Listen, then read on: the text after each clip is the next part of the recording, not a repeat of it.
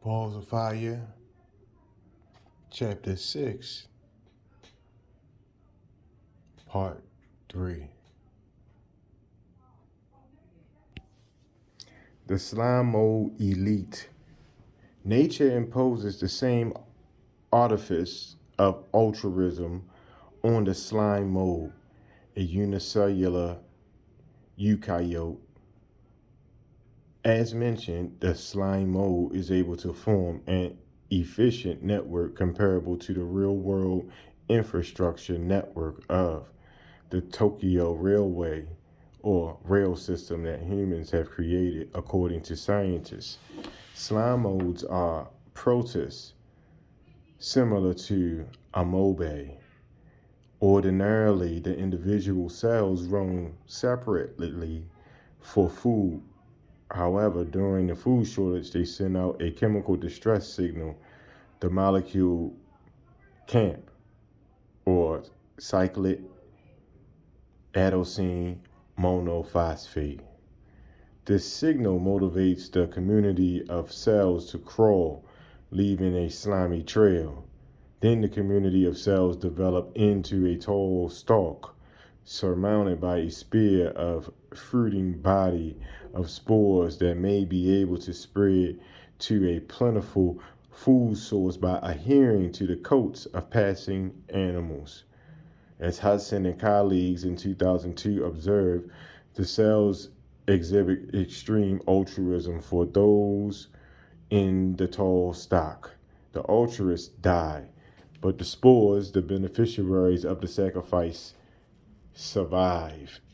Similarly, the ancient Egyptian pharaonic priesthood was very aware of the natural process of horizontal gene transfer, and they made sure death transition knowledge was secreted inside the pyramids and tombs of the plebeians, from the plebeians rather, so that the DNA of the elite transformed to a quasi-hybrid being instead of a degrading or dissipating like the DNA of the unknowing plebeians who were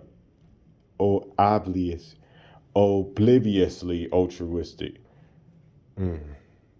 Thus, knowledgeable hypocrites exhibiting soft core altruism extinguished by pretense and deceit won the day, while the DNA of hardcore altruistic believers dissipated. Perhaps nature's pattern of the survival of the few over the many is the biological motivation for secrecy as well as the genetic impetus of the idea of human sacrifice in history.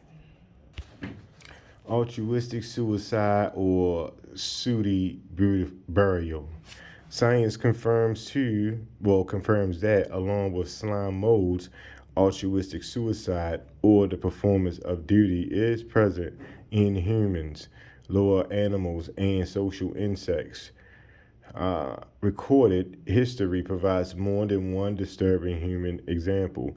According to Joseph Campbell's research in ancient history, what appears to be a fabricated mythological context functions with the rite of sooty burial and human sacrifice found in India, China, and the Nubian cemetery at Kerma in Egypt.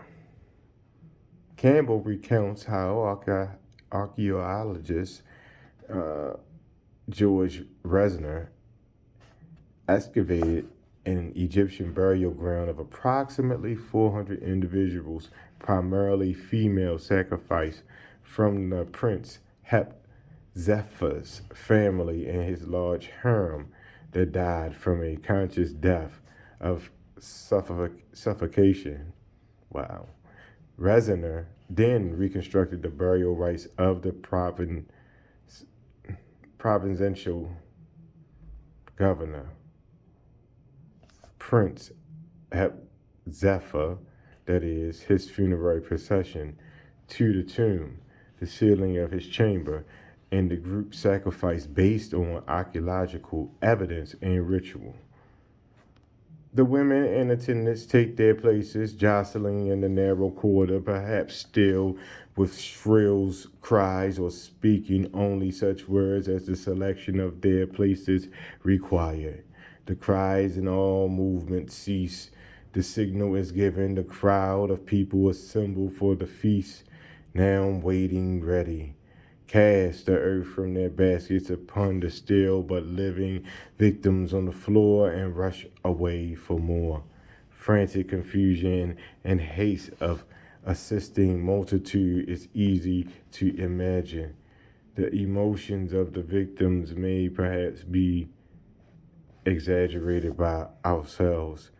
They were fortified and sustained by their religious belief and had attitudes in death that a rustle of fear passed through them, and that in some cases there was a spasm of physical agony. The assembled crowd turned then probably to the great feast. This account is reminiscent of the Nazi gas chamber at Auschwitz, where relaxed guards doing their duty escorted naked prisoners into the underground gas caverns under the pretense that showers were available for prisoners. In light of Resner's excavation, Campbell explains that the Pharaoh was eternal and that all believed in this, including his priesthood, family, and commoners. Yet, Campbell wrote that the whole society was mad, and from his madness blossomed a great Egyptian civilization that experienced mythic identification through the Pharaoh who was the universe itself. And so to follow the Pharaoh in death represented life or peace of eternal being for many. One wonders if those who followed the Pharaoh to death had knowledge or not. Perhaps an unaware biological altruist, they were safeguarding the nature-inspired design of pattern of survival of the few over the many.